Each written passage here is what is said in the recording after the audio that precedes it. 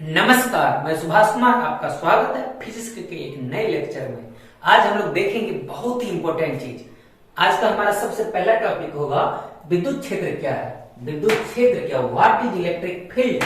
आप चाहे English medium के स्टूडेंट हो या हिंदी मीडियम के, आप चाहे कंपटीशन के स्टूडेंट हो या स्टेट बोर्ड के, ये वीडियो आप सब के लिए है।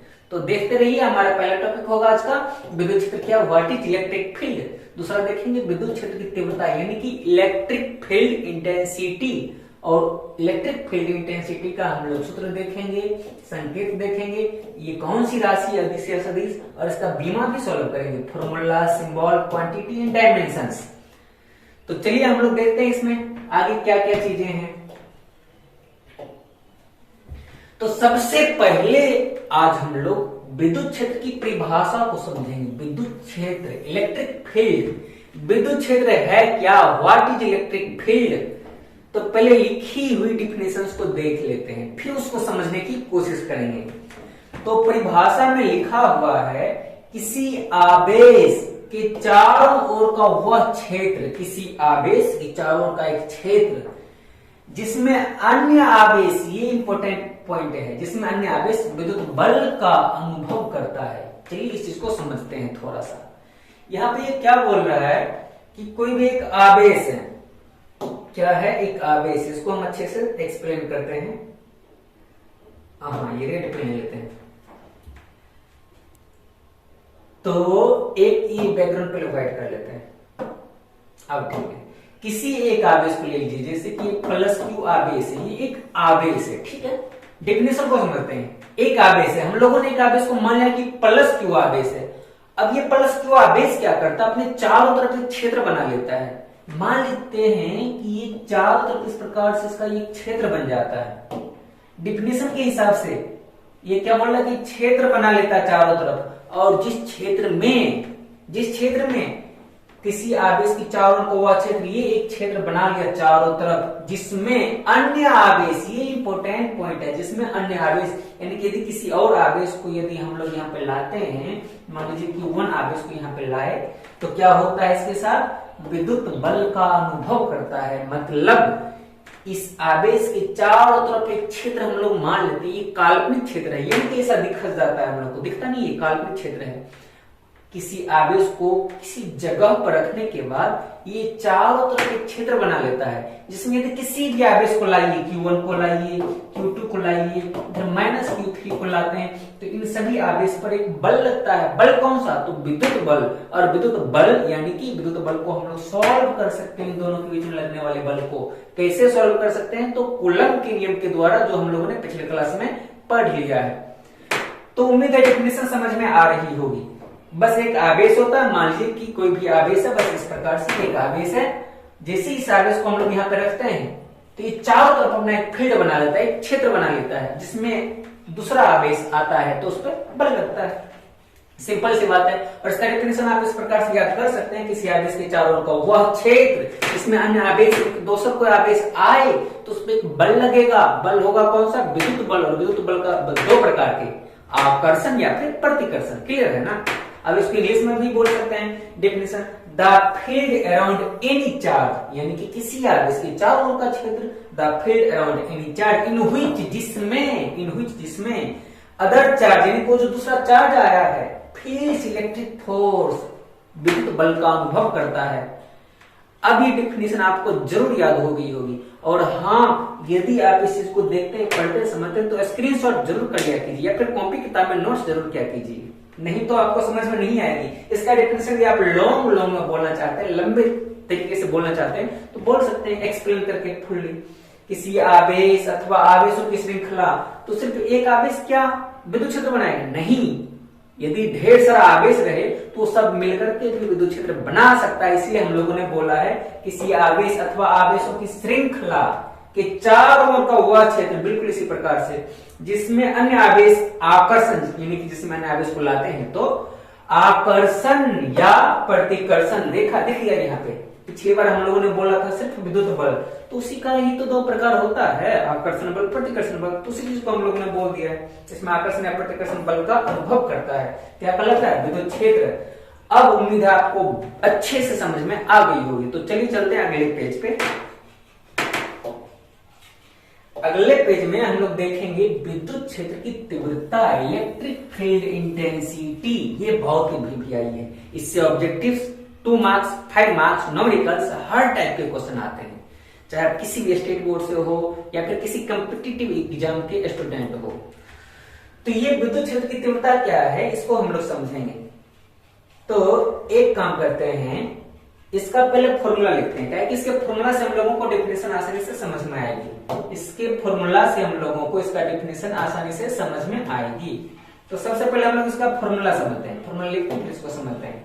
इसका फॉर्मूला, अच्छा इसका संकेत ई होता है, इसका फॉर्मूला होता है ई बराबर एफ बट्टा Q naught, E is equal to F upon Q naught, इसका ये फॉर्मूला होता है।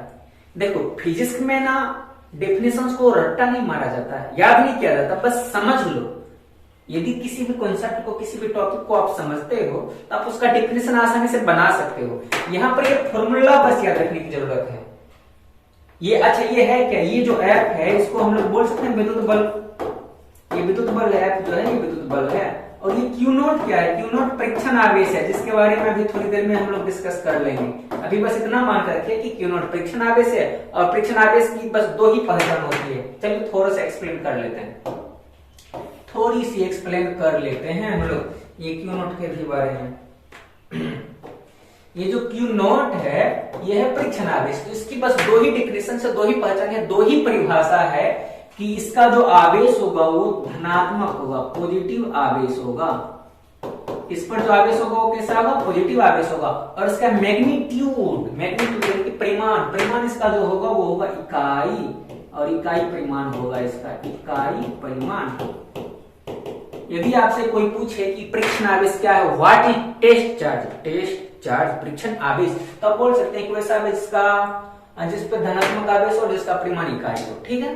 तो इकाई परिमाण तथा पॉजिटिव चार्ज वाले आवेश को परीक्षण आवेश कहते हैं, टेस्ट चार्ज कहते हैं। तो अब ये जो है विद्युत बल और ये क्यू नॉट है परीक्षण आवेश, परीक्षण आवेश।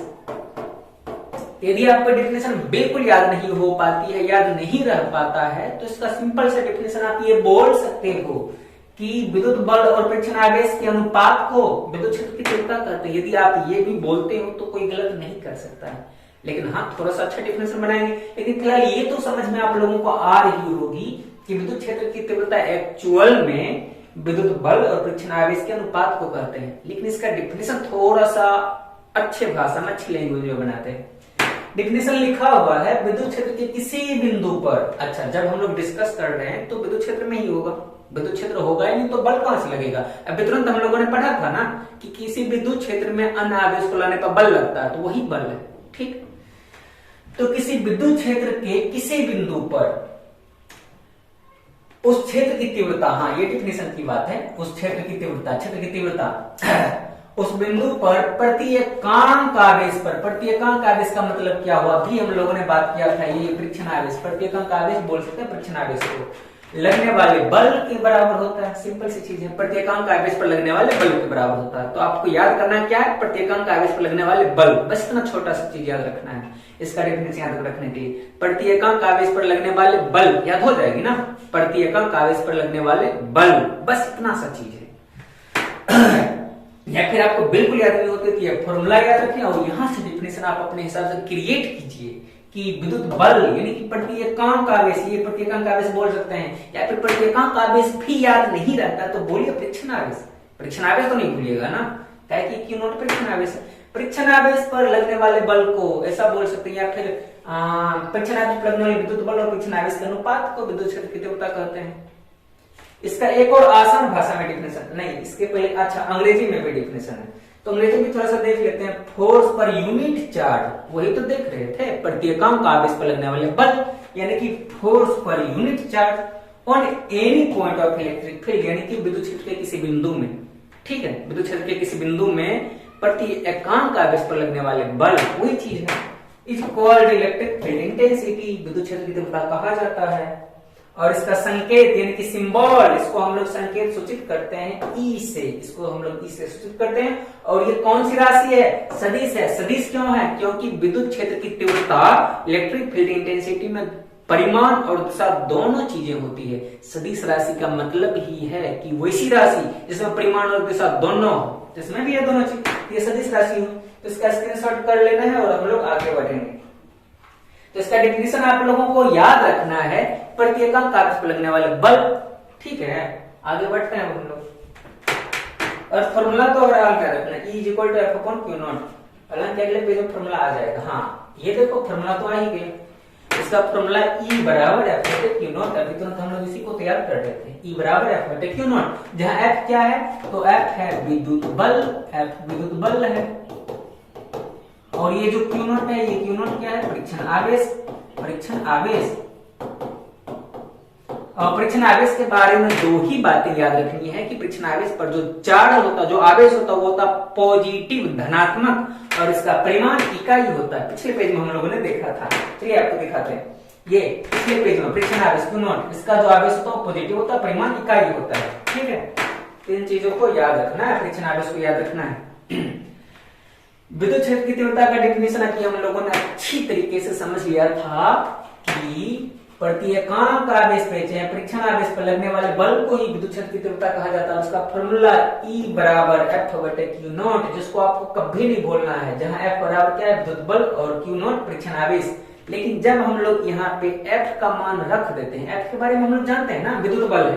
F यदि विद्युत बल है तो विद्युत बल हम लोग निकालते कैसे हैं, कूलम्ब के नियम से। कूलम्ब के नियम हम लोग पहले ही पढ़ चुके हैं। यदि F की जगह पे कूलम्ब का नियम रख दें तो ये फॉर्मूला निकल करके आ जाएगा। F के जगह पर यदि हम लोग कूलम्ब का नियम रख दें तो ये फॉर्मूला निकल करके आ जाएगा, जो कि अपने आप में बहुत ही ज्यादा इंपॉर्टेंट है।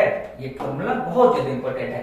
इसको हम लोग प्रूफ करके अभी देख लेंगे, तो थोड़ा सा धीरज रखिए, इसको भी हम लोग प्रूफ कर लेंगे कि ये आया कहां से। फिलहाल तो ये याद रखना है, E = F/Q0, E = F/Q0। अच्छा, इसका ऐसा ही मात्रक, ऐसा यूनिट क्या होता है, तो ऐसा यूनिट निकाल लो।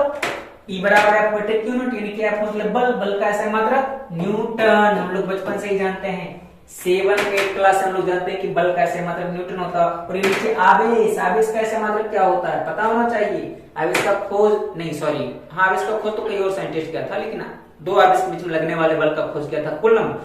तो उन्हीं के समान में हम लोग आवेश का जो ऐसा मात्रक था वो क्या रख लिया था, कूलम्ब। इसका ऐसा मात्रक हो जाएगा कूलम्ब। ठीक है, विद्युत बल का ऐसा मात्रक न्यूटन और आवेश का मात्रक कूलम्ब। तो यही तो हो गया, ऐसा मात्रक न्यूटन बटा कूलम्ब, न्यूटन प्रति कूलम्ब इसको बोल सकते हैं। तो इसका ऐसा मात्रक क्या बन गया, न्यूटन बटे कूलम्ब। न्यूटन बटे कूलम्ब दिख रहा है ना, ये आसान चीज है। ऑब्जेक्टिव में आए तो भूला नहीं है, F का न्यूटन, Q का कूलम्ब, तो न्यूटन बटा कूलम्ब। और इसका बीमा भी हम लोग इसी प्रकार से निकाल सकते हैं। इसका बीमा रखिए, इसका बीमा रखिए, जो भी काटछांट का है वही हमारा आंसर होगा। तो ये F यानी कि बल का बीमा ये होता है MLT-2। हम लोगों ने 9th क्लास में या फिर 11th क्लास में पढ़ा हुआ है। और आवेश का बीमा होता है AT, जो कि हम लोगों ने पहले ही पढ़ लिया है। तो बल का ऐसा मात्रक, सॉरी ऐसा मात्रक नहीं, बीमा, डायमेंशन, डायमेंशन MLT-2, और ये आवेश का बीमा AT। तो इस AT को अब जब हम लोग ऊपर लेकर के जाएंगे, AT को ऊपर लेकर के जाएंगे, तो T2 को पहले से यहाँ पे, और ये 3 को हो जाएगा, और A भी ऊपर जाकर के A को बेचारा बचेगा, तो -1। ठीक, बस ये ऐसा है, इसलिए इसका बीमा है। तो ये भी आपको नोट कर लेना, स्क्रीनशॉट जल्दी से कर लेना है। फिर हम लोग नेक्स्ट पेज पर चलेंगे।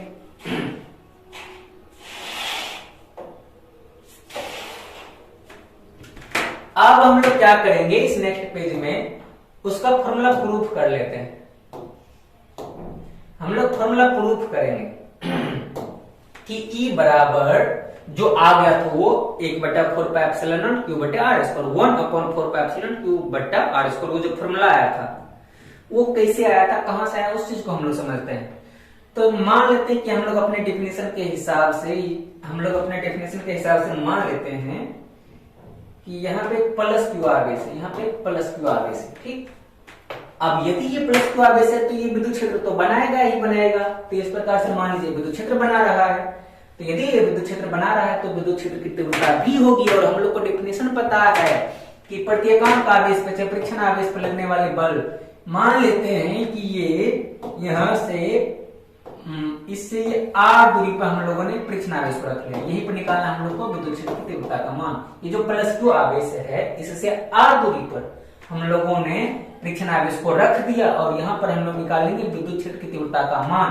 तो मान लीजिए ये बिंदु O था और ये बिंदु A है। इस प्रकार से हम लोगों ने मान लिया। तो क्या क्या चीजें हम लोगों ने मान लिया? हम लोगों ने मान लिया कि बिंदु O पर एक प्लस Q आवेश है, इससे R दूरी पर एक बिंदु आवेश Q0 परीक्षण आवेश स्थित है, जहां पर हम लोगों को विद्युत क्षेत्र की तीव्रता का मान प्राप्त करना है, व्यंजक निकालना है। तो क्या करेंगे? अब आसान है, बहुत ही आसान है, बस आप समझिए। देखिए E बराबर था क्या?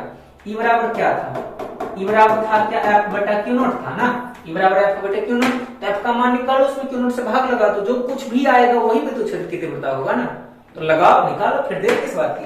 ये Q ये Q0 दो आवेश दिख रहा, दो आवेश जैसे ही दिखे तो उनके बीच में बल लगेगा, और बल निकालने के लिए कूलम का नियम लगाएंगे। तो लगा दो F बराबर 1/4 pi epsilon not 1/4 pi epsilon not, और कूलम का नियम क्या कहता है? Q1 Q2 बटा R स्क्वायर। Q1 की जगह पर ये, Q2 की जगह पर ये, Q1 की जगह पर क्या है? Q भाई है, और Q0 की जगह पे Q2 की जगह पे Q0 भाई साहब है। इनके बीच की दूरी R है, तो R स्क्वायर लिख दो। ये तो हो गया ना दोनों के बीच में लगने वाले बल। लेकिन E निकालने के लिए Q0 से भाग लगाएंगे, तो लगा दो, क्या दिक्कत है? क्योंकि E बराबर होता है F बटे Q0, हम लोग को पता है, तो भाग लगा दो ना। तो हम लोग क्या करेंगे? E का मान निकालने के लिए F अभी निकाल लिया, उसमें Q0 से भाग लगा देंगे। तो ये जो F है 1/4 पाई एप्सिलॉन नॉट Q0 बटा में R स्क्वायर। इसमें क्या करेंगे हम लोग? ये तो है ना, इसमें भाग लगा देंगे Q0 से। अब जो कुछ भी निकलेगा वही फाइनल फॉर्मूला होगा। तो इसके नीचे में नहीं कुछ है तो हम लोग 1 ले सकते हैं अपनी हिसाब से। इसमें हम लोग क्या ले सकते हैं? 1 ले सकते हैं। और जैसे ये बट्टा से, अभी ये बट्टा से ये ऊपर जाएगा, तो हम लोगों को पता है कि भाग से गुना में जाए, गुना से भाग में जाए तो अंक पलट जाता है, उलट जाता है। ये भी उलट जाएगा, ये बन जाएगा 1/4 pi epsilon not Q into Q0 बटा R स्क्वायर, और गुना में 1/Q0 बन जाएगा। काहे क्या कि यहाँ Q0 बटा 1 है, और ऊपर गया तो बन जाएगा 1/Q0। तो काट दीजिए, ये दिख रहा है ना, Q0 और Q0 आपस में कट जाएगा, और जैसे ही कटा और बाकी जो चीज बचा वही हमारा फाइनल फॉर्मूला हो गया। E बराबर 1/4 pi epsilon not Q upon R square. यही तो फाइनल फॉर्मूला था जो हम लोगों ने वहां पे लिख करके रखा था। इस प्रकार से आप लोग इसको प्रूफ भी कर सकते हैं। प्रूफ करने के लिए बस वही काम करना है। क्या करना है? ये चलिए हम शुरू से दिखाते हैं। शुरू से देखते हैं ये कहाँ गए। हाँ, ये शुरू से हम लोगों ने एक बिंदु आवेश प्लस Q ले लिया, एक प्लस Q आवेश वो बिंदु पर ले लिया। इससे R दूरी पर निकालना है विद्युत क्षेत्र की तीव्रता का मान। तो R दूरी पर क्या किए? Q0 एक परीक्षण आवेश ले लिए, और इस आवेश, परीक्षण आवेश और इस प्लस Q आवेश के बीच में लगने वाले बल का मान निकालिए। कैसे? तो कूलम का नियम से 1/4 पाई एप्सिलॉन नॉट Q1 की जगह पे ये है, दिख रहा है ना, Q2 की जगह पे ये है, बटा R स्क्वायर के बीच की दूरी R है, तो R स्क्वायर हो गया ना। और फिर जब हम लोगों को पता है E बराबर होता है F बटे Q0, तो F का मान निकाल के उसमें Q0 से भाग लगाएंगे। तो वो चीजें हम लोगों ने यहाँ पे कर लिया है। E बराबर 1/4 पाई एप्सिलॉन Q0 बटा R स्क्वायर, तो F का मान हुआ, इसमें भाग लगा दिया Q0 से। फिर चाहे तो आप यहाँ से भी काट सकते हैं, यदि आप होशियार हैं, समझदार हैं, तो यहाँ से भी काट सकते हैं। Q0 कट गया, तो जो कुछ भी बचा वही हमारा आंसर आएगा ना। या फिर इसको ऊपर नीचे भी कर सकते हैं इस प्रकार से। यहाँ पे क्या था? Q0। तो बस यही इसका प्रूविंग था, इसको याद रखना। अच्छा, इसको तो मिटा देता हूं। ये यहाँ पे Q0 इसको, ये बस हमारा फाइनल फॉर्मूला आज का, इसको प्रूफ कर लेना। और हाँ, लिख भी लीजिएगा, इसको लिख लीजिएगा, स्क्रीनशॉट भी कर लीजिएगा आराम से। हम इसको छोटा कर देते ताकि आप एक बार में स्क्रीनशॉट कर पाओ। आ गया सारा चीज? नहीं आ पाए शायद, जूम आउट। हाँ, अब आ गया। अब शायद आप इसका स्क्रीनशॉट कर सकते हैं।